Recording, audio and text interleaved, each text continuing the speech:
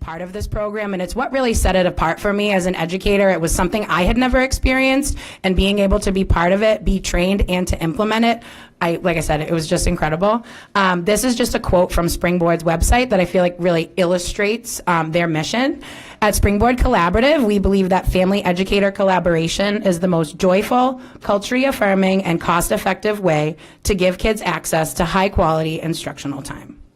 And as you see there, so that is one of our family engagement workshops. That's actually when I met Michelle. She came as the assistant director of ELA to see my program as a program leader. Can I say it? And she cried, which for me as a teacher I was like, oh my goodness, guys, Michelle Winslow cried. I think we made a great impact. So obviously that's just like a silly story. But I did want to share it with you, because even for me as a teacher, I was able to feel so successful.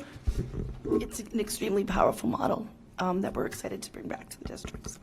Yeah, and seeing families, in classrooms, sitting in desks, sitting on the floor, engaging with their students at their students' level, it was just such a beautiful thing. So I can't wait to be here in the spring.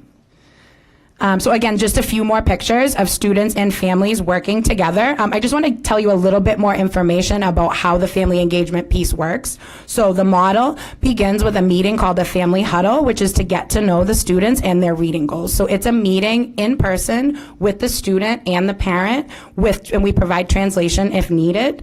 After that, we set a trajectory for the learning goals for the students based on their DIBELS outcomes. And throughout the 10-week program, there are 4 family workshops where parents learn reading tips and strategies that they can use at home with their students. So different things like take a book walk, asking children questions to clarify their understanding, learning how to scoop to promote fluency, like different things like that. And then and then there's just one more. As you can see, these are a couple of the educators that were on my team. And I mean, I think their smiles really speak for themselves. It's really nice the way the company provides the swag and, the backpacks and all the materials, because it does help with buy-in and it does help with investment. One really cute thing that they had were little bracelets that said on them, Springboard Collaborative meeting tomorrow. And we would give them to the children the day before the meeting. So it's not a paper. It's not something they can lose. It's on their wrist. They go home. Their homework is to wave it around, let their parents know, and to make sure that they come. So I am really excited that I can be a resource to the teachers that help us to implement this program, because I've done it myself. So if you can't tell, we're really excited about this. And thank you so much for your time and your attention. Does anyone have questions? Member Pena. Thank you for the presentation. I appreciate it. Pretty detailed. You must have said a lot of school committee meetings, because every time I had a question, you had the answer right away. I had one question. Well, I had several, and you answered them as you did your presentation. The data that you collected in October, did it show, what did it show? Are we progressing? Are we hitting our target? Or are we have, I mean, this is new. Yeah. We have work to do, but what did the data show? The data showed, where we're strong and where we're challenged, and I think that, our responsibility is to respond to that data. We work with our coaches. We have 4 domains that we're looking at in partnership with not only executive leadership, but our leadership team that I showed you earlier. So we're working together in subcommittees to meet the needs of all of those different goals. Does it look like we're meeting our needs? Are we getting there? Or- We're on our way, yeah, We're on our yeah, way, okay. yeah. And the other question, part of your leadership team, did you include any PTOs? Did you try to have some parent engagement? I know you have parent engagement with the activities, which is very important, and in different languages. In creating the leadership team, did you include any PTOs or? So we do have our community-based organizations, but that's a really great idea that we could actually think about adding, yeah. The real program's awesome. I know John Yeah. and Greg House. I mean, they're really great. Yeah. And it'd be nice to get some of the PTOs because they work directly with a lot of the families and the concerns. So Yeah. it'd be nice. But I mean, thank you overall. And I know you're excited, and I was excited. Watch, I can see the passion coming Yeah. from you. Thank you. Thank you. All right. Well, congratulations on the grant, and thank you so much for the presentation, and thank you to the entire LPS family for the exciting progress at work. So thank you so much. Thank you. Thank you. All right. Budget update and outlook for school year 27. Get us more money.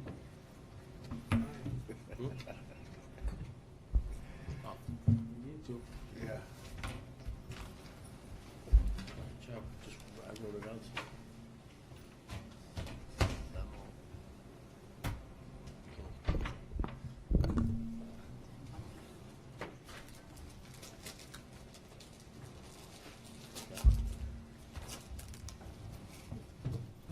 It's good. It's in the account. I'm good for it. If it bounces, I'm sorry. I'll talk to my treasurer. It was a busy season. No, it won't bounce. It won't. Okay, thank you. Yeah, I got you right there. Let's get this a little closer. All right. Good evening, everyone.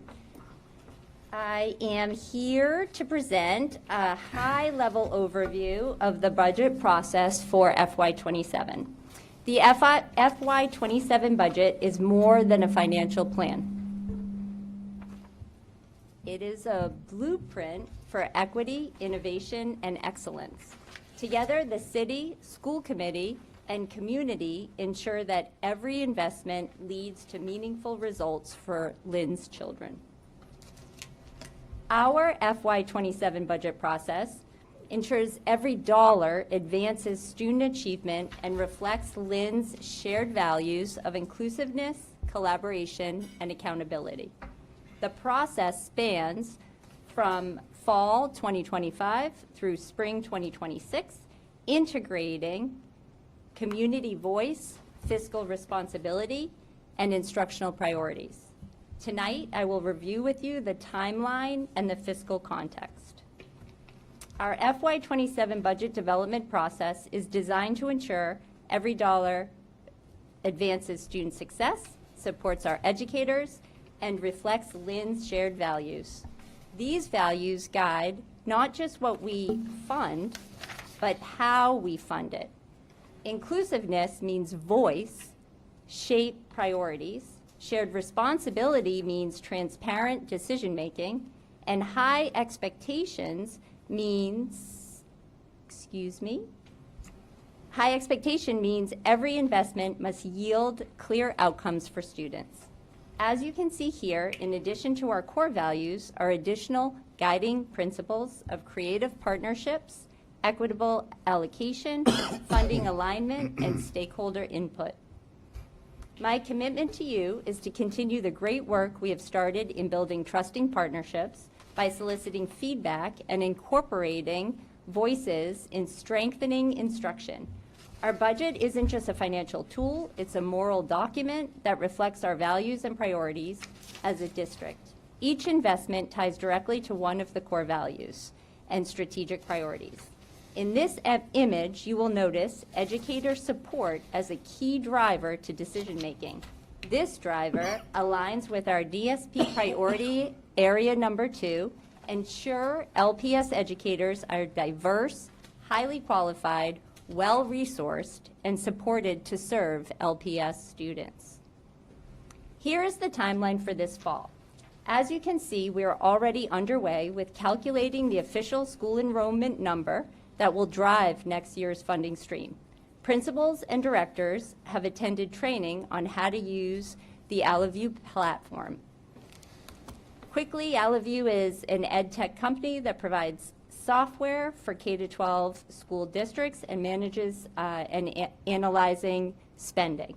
So in our next meeting, we will present Allaview in real time. So we'll go through it, show it to you, what it looks like, and how it makes it visual. January is a busy month. This is when schools and directors present their proposals to me and my superintendent's cabinet. This year, we're adding explicit solicitation of other voices early in the process. By launching a survey, visiting LPAC and CPAC meetings, incorporating budget discussions in the teacher and principal cabinets, and hosting a budget forum. Please remember, in January, we will only have forecasted numbers and scenarios based on enrollment alone, which we will present at the December school committee meeting. The governor's official state budget's not released until the end of January. February and March will be extremely busy for us as we curate all the ideas directly tied to our priority areas. Our goal is to present to you, the school committee, our official proposal budget by mid-March. The budget feedback process will remain open from mid-March to April 9th. At this school committee meeting, we will host the public hearing on the proposal and seek your vote on approving the FY27 budget. After this, I will visit City Council to present our budget statement letter. This image is from last year, or rather this school year. Public school funding in Massachusetts is a partnership between the state and the city designed to ensure equitable educational opportunity for all students. Funding flows from enrollment to state aid to our schools, highlighting transparency and city partnership. Chapter 78 is a state formula ensuring equitable education across communities. Student Opportunity Act enhances equity with adjustments for communities like ours who have specialized needs. Our goal each year is to ensure these resources strategically align our spending to our need, maintaining transparency and stewardship of public funds. On this slide, you can see the 3 priority evidence-based practices for the Student Opportunity Act investments. We have committed to investing in MTSS, high school post-secondary planning, and expansion of dual language over the next 3 years. Each dollar in the FY27 budget must connect to one of our 5 strategic priorities.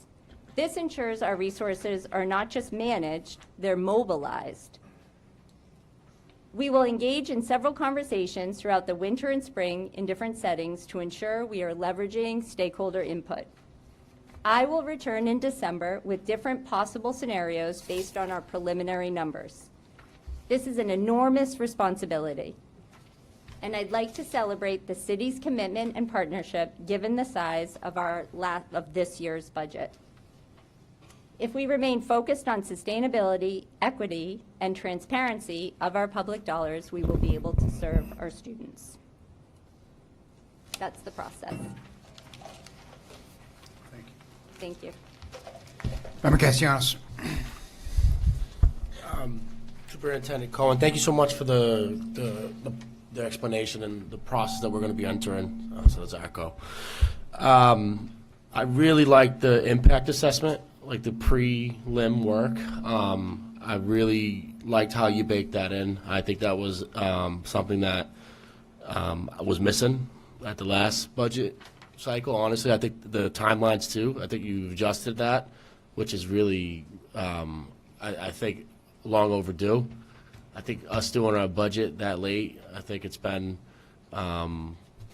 something that I think over the years that we've noticed that it's been really difficult, especially for the times of, you know, the postings for new positions and when people are leaving. I think that's something that I think it's a good idea. We're going into really difficult fiscal times. It's not unknown.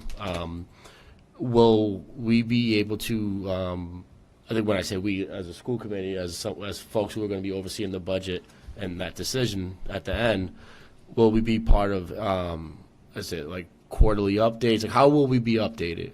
Just school committee meetings? I think there's going to be, obviously, there's going to be tough decisions that have to be made.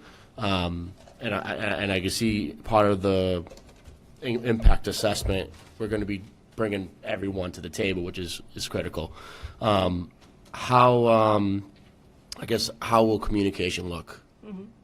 So I think it's important to have it in the open meeting in terms of we can share where we are along the process. The crunch time for us is from January to February, when the curation of all of those ideas and then aligning them to our priorities, and then to your point, making those hard decisions about what is going to fall by the wayside and what we're actually going to elevate to you, is going to happen very quickly. And so I can be communicating the direction that we're going in, but this involves the union. We want union involvement at the table as well, as we're talking about, like, you know, what we have to focus on and what we're going to have to not fund, because we potentially won't have the funding.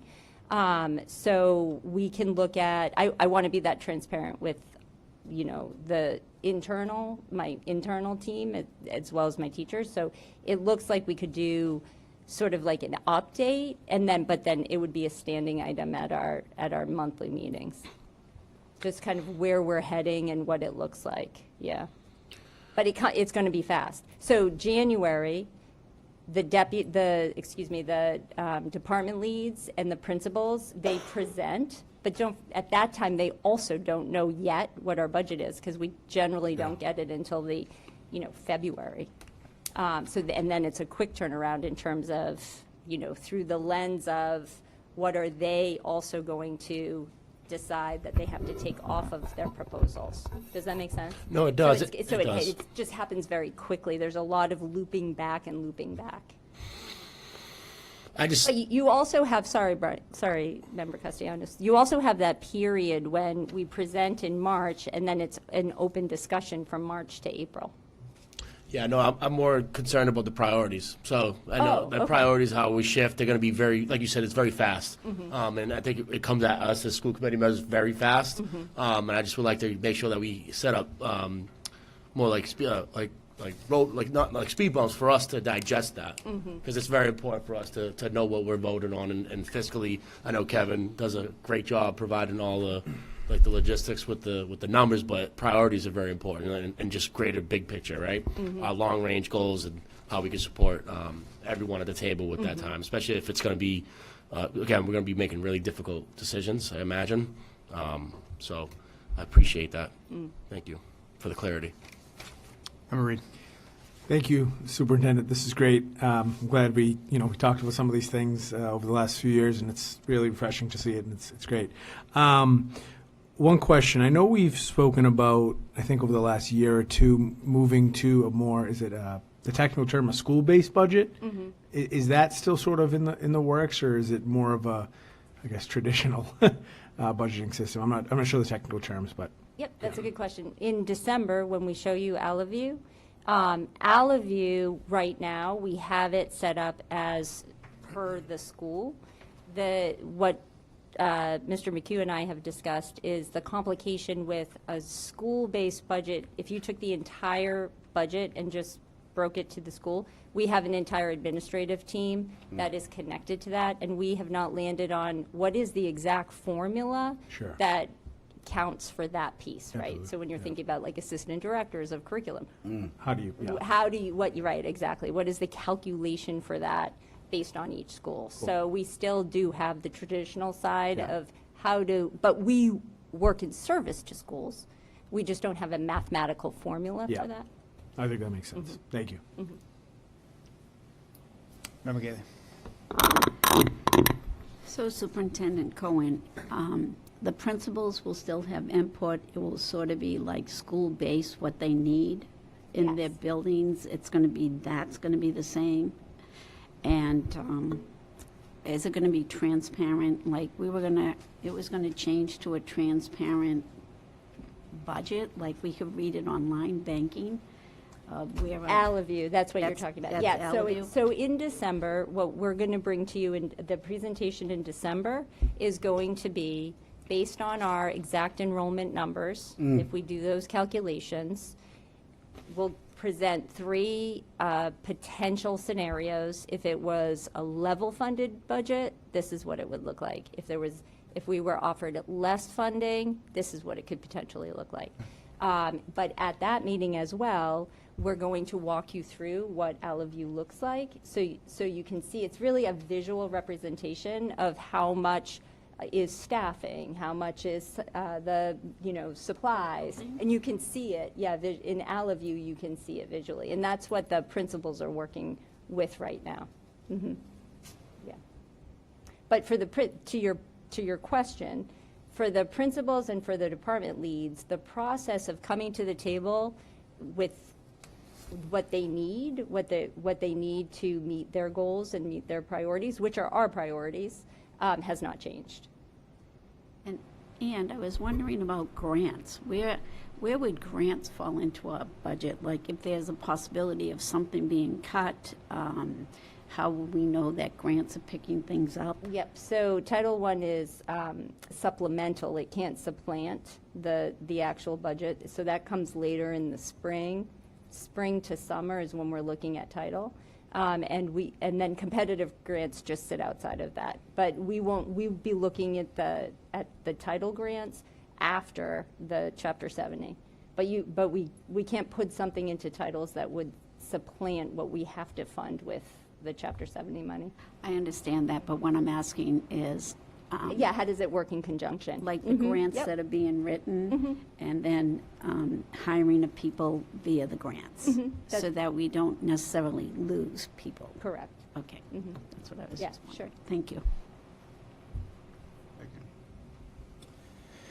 Great. Well, thank you, Superintendent Cohen. I think this is going to be, as everyone talked about, a challenging cycle, and I know that we have been working to prepare for that.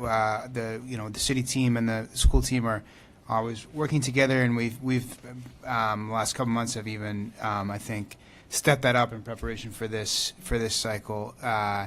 There is, as always with these budgets, it's hard to look ahead because it's the revenue, the amount of the budget that we have is really dependent on what the state aid looks like, and that is variable and ultimately a political decision that the state makes. But there's a lot that on the expense side that we can predict, and just what it would cost to do what we did this year again next year, and so I think we'll get some good visibility into that in December, so that we can at least have a sense of what the different scenarios might be that we're faced with in January, when we do get the actual amount and allocation. And of course, as always, that happens in parallel with the advocacy that we do on the revenue side that we're have been and will continue to push, particularly with respect to the enrollment decrease, a solution that would try to hold the district harmless. We've been working with different state groups as well as peer districts to push on that at the state level, and we'll continue to do that to maximize the opportunity. But yeah, a lot of important work ahead, and appreciate the update. So, all right, we have a couple donations. What's the recommendation of the superintendent? Yes, I'm always going to recommend that we accept donations. Is there a motion to approve Anita M. Velo Kings Lynn Board to Breed Middle School in the amount of $1,000 for essential food items for the Breed community. So moved. Second. All in favor? Opposed? Ayes have it. And next, the Gannon Golf Course to Fallon Elementary in the amount of $250. Is Still moved. there a second? Second. All in favor? Aye. Opposed? Ayes have it. Thank you so much, Ms. Valou and the Kings Lynn, as well as Gannon Golf Course. Next, we have Superintendent Goals. Okay, hello again. Tonight I present my professional practice goals for this accelerated year as a superintendent. I'd like to remind you that under normal circumstances, a new superintendent would have 1 full year to accomplish certain process goals that reflect their commitment to the role and to the district.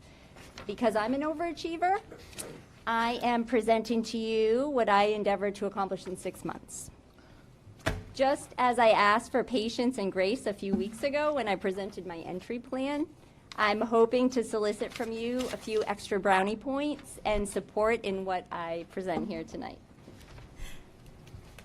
As I've said before and will continue to say, excellent instruction is our social justice strategy. A great education is the equalizer on the playing field of an inequitable world.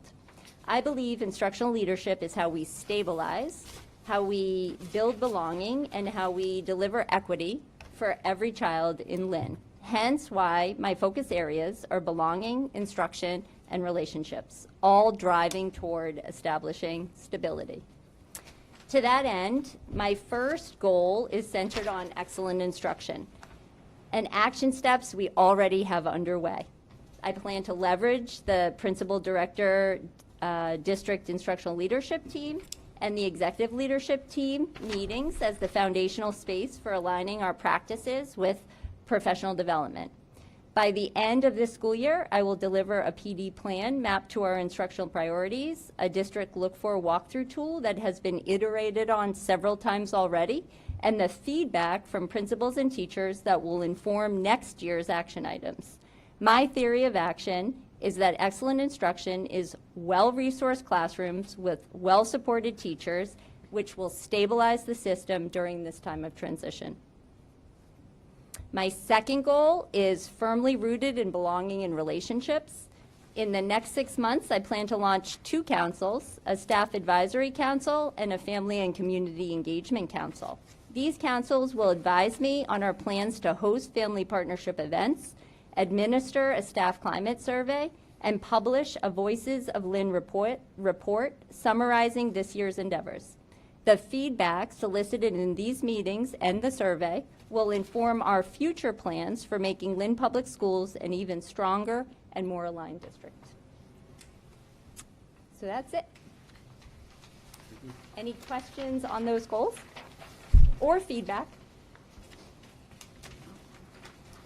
So I just want to echo what you mentioned about the quick turnaround in this, so I appreciate that. You know, we take this role really seriously in evaluating the superintendent and need the goals to do that. And to turn that around quickly and to get us sort of on track to have this ability to evaluate based on goals is really helpful, and so we appreciate it.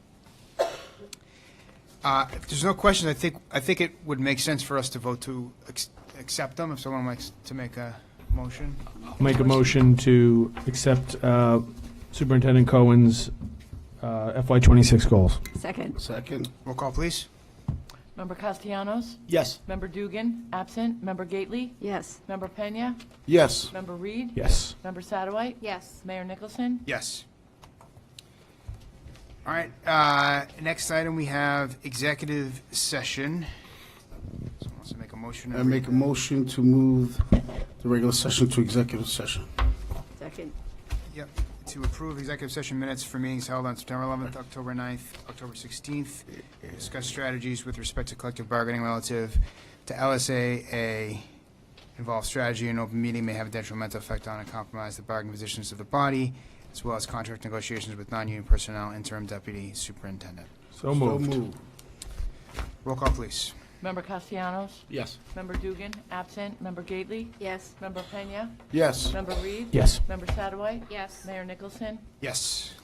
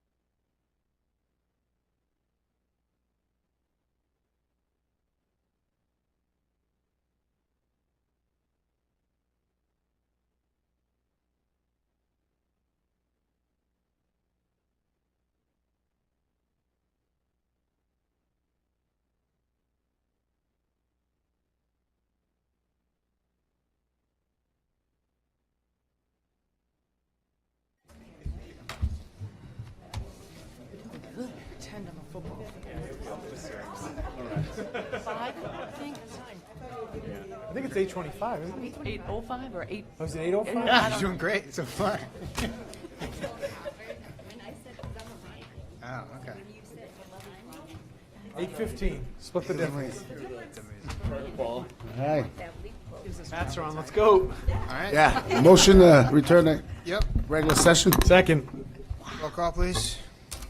Member Castellanos? Yes. Member Dugan, absent. Member Gately? Yes. Member Pena? Yes. Member Reed? Yes. Member Satterwhite? Yes. Mayor Nicholson? Yes. Executive session, we took a vote that we'd like to ratify to approve a collective bargaining agreement with the Lynn School Administrators Association for 3 years with 3% COLA. So moved. Second. Roll call, please. Member Castellanos? Yes. Member Dugan, absent. Member Gately? Yes. Member Pena? Yes. Member Reed? Yes. Member Satterwhite? Yes. Mayor Nicholson? Yes. No further business? Motion to close. Motion to adjourn. Second. All in favor? Wow, that was